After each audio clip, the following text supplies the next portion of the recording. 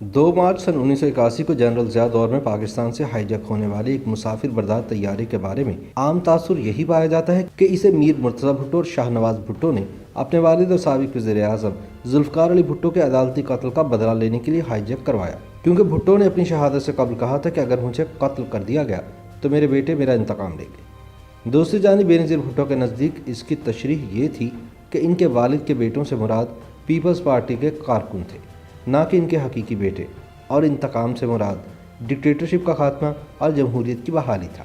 اسی طرح میر مرتضی بھٹو کی بیٹی فاطمہ بھٹو اپنی کتاب میں لکھتی ہیں کہ پاکستانی طیارہ اغوا کرنے والے ہائی جیکرز دراصل ضیاء الحق کی خفیہ ایجنسیوں کے ایجنٹ تھے، اور اس واقعے سے پیپلز پارٹی کو فائدے کی بجائے الٹا نقصان پہنچا اور ضیاء الحق کی فوجی جنتا مزید مضبوط ہوئی۔ آج سے تقریباً 40 سال قبل سن 1981 میں پیش آئے اس واقعے سے نہ صرف فوجی آمریت کے خلاف جمہوری جدوجہد کو زبردست نقصان پہنچا، بلکہ پیپلز پارٹی کو بھی خسارہ اٹھانا پڑا۔ اس واقعے نے بھٹو خاندان میں بھی پھوٹ ڈالی اور اسے تقسیم کر دیا۔ یہ 2 مارچ سن 1981 کی بات ہے، جب دوپہر 2:15 پر PIA کا طیارہ PK 326 کراچی سے پشاور کے لیے اڑان بھرتا ہے۔ جہاز میں عملے کے 5 افراد سمیت 48 ملکی اور غیر ملکی مسافر سوار ہیں۔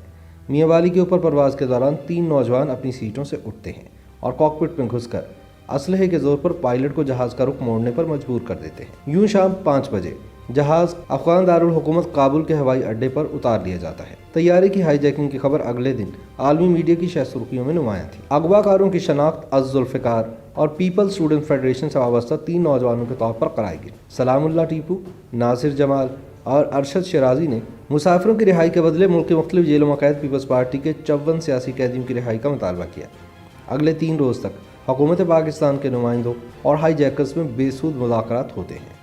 طیارے کے مسافروں میں کیپٹن طارق رحیم بھی شامل تھے، جنہیں اغوا کنندگان نے جنرل رحیم الدین کا بیٹا ہونے کے شبے میں قتل کر دیا۔ اس قتل کے بعد کسی ممکنہ ری ایکشن کے خدشے کے پیش نظر 7 مارچ کی صبح جہاز نے مسافروں سمیت شام کے دارالحکومت دمشق کا رخ کیا۔ یاد رہے کہ ضیاء دور میں بھٹو حکومت کے خاتمے کے بعد احتجاجی مظاہروں کی پاداش میں پیپلز پارٹی کے کئی رہنما مختلف جیلوں میں قید تھے، جن میں سابق وفاقی وزیر ڈاکٹر غلام حسین، سید اقبال حیدر، میاں محمود قصوری اور سلمان تاثیر شامل تھے۔ دلچسپ بات یہ ہے کہ فلم سٹار محمد علی اور حبیب بھی سیاسی قید کاٹ رہے تھے۔ بہرحال اس ہائی جیکنگ کے بعد عالمی میڈیا میں بھٹو کے بیٹوں مرتضی اور شاہ نواز بھٹو کے نام کی گونج پھر سنائی دینے لگی، لیکن پیپلز پارٹی کی تب کی قیادت یعنی نصرت بھٹو اور بینظیر بھٹو نے ہائی جیکرز اور ذوالفقار نامی تنظیم سے مکمل لا تعلقی کا اعلان کیا۔ بالآخر 12 مارچ کو حکومت نے جہاز کے مسافروں کی رہائی کے بدلے 54 پاکستانی قیدیوں کو آزاد کرنے کا فیصلہ کیا۔ ان 54 سیاسی قیدیوں کو ایک خصوصی طیارے کے ذریعے 15 مارچ کو پاکستان سے شام بھیج دیا گیا۔ ان قیدیوں میں سابق وفاقی وزیر ڈاکٹر غلام حسین بھی شامل تھے۔ غلام حسین کہتے ہیں کہ سیاسی قیدیوں کو زبردستی شام بھیجا گیا کیونکہ ہم لوگ ہائی جیکنگ کے نتیجے میں رہا ہونے کو تیار نہیں تھے۔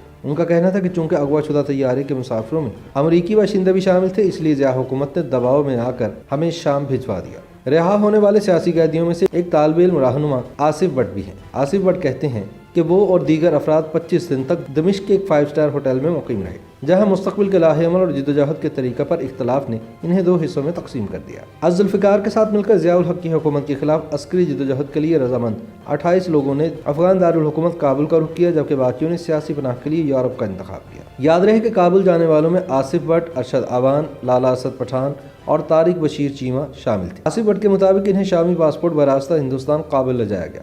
آصف بٹ کی کتاب کے مطابق ضیاء الحق کے طیارے پر سام 6 میزائل سے حملے کا ٹاسک آصف بٹ، ارشد اعوان اور اعظم چودھری کو دیا گیا۔ جسٹس مولوی مشتاق حسین کو نشانہ بنانے کے لیے لالا اسد پٹھان کا انتخاب ہوا۔ اس مقصد کے لیے آصف بٹ، طارق بشیر چیمہ اور اسد پٹھان خفیہ طریقے سے پاکستان میں داخل ہوئے، لیکن بعد ازاں طارق بشیر چیمہ نے چودھری ظہور الہی کے ذریعے سرنڈر کر کے خود کو حکومت کے حوالے کر دیا، اور اسی لیے وہ آج دن تک گجرات کے چودھریوں کے ساتھ ہیں اور اس وقت مسلم لیگ کاف کے سیکرٹری جنرل بھی ہیں۔ آصف بٹ کے مطابق انہوں نے ضیاء الحق کے طیارے کو نشانہ بنانے کے لیے ایک مکان بھی کرائے پر لیا تھا، مگر بعد میں ان کی ڈرامائی انداز میں گرفتاری سے منصوبہ ادھورا رہ گیا۔ اس سارے معاملے کے حوالے سے پیپلز پارٹی کے سابق وفاقی وزیر ڈاکٹر غلام حسین کا کہنا ہے کہ طیارہ ہائی جیکنگ اصل میں ضیاء الحق حکومت کی سازش تھی اور یہ کام سلام اللہ ٹیپو سے لیا گیا۔ اس وقت کی حکومت طیارہ تباہ کر کے پیپلز پارٹی کو بدنام کرنا چاہتی تھی، مگر جہاز میں موجود امریکی باشندوں کی وجہ سے ایسا نہ کر سکی۔ میر مرتضی بھٹو کی صاحبزادی فاطمہ بھٹو اپنی کتاب songs of blood and sword میں لکھتی ہیں کہ اس سارے معاملے سے ان کے والد کا کوئی تعلق نہ تھا، بلکہ ضیاء حکومت کی کارروائی تھی۔ فاطمہ بھٹو کے مطابق ہائی جیکرز خفیہ ایجنسیوں کے ایجنٹس تھے، تاہم اس واقعے سے نقصان پیپلز پارٹی کا ہوا اور ضیاء حکومت مزید مضبوط ہوئی۔ فاطمہ بھٹو کی معلومات کا ذریعہ ان کے والد کے دوست سہیل سیٹھی ہیں، جنہوں نے انہیں بتایا کہ مرتضیٰ بھٹو کابل جا کر مسافروں کو ہائی جیکر سے چھڑانا چاہتے تھے۔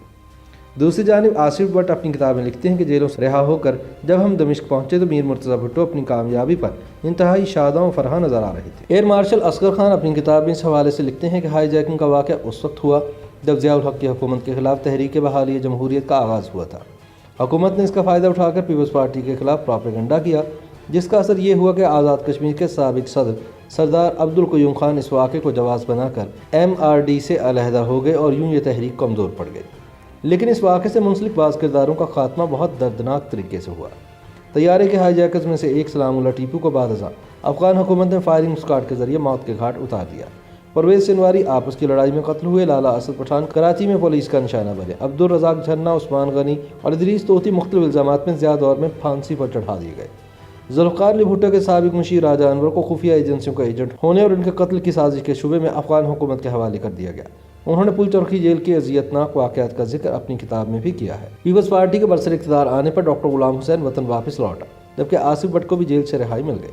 میر مرتضیٰ بھٹو سن 1996 میں کراچی میں مبینہ پولیس مقابلے میں جان کی بازی ہار گئے، جبکہ طیارہ اغوا کرنے والے بقیہ دو کردار ناصر جمال اور ارشد شیرازی ابھی تک جلا وطنی کی زندگی بسر کر رہے ہیں۔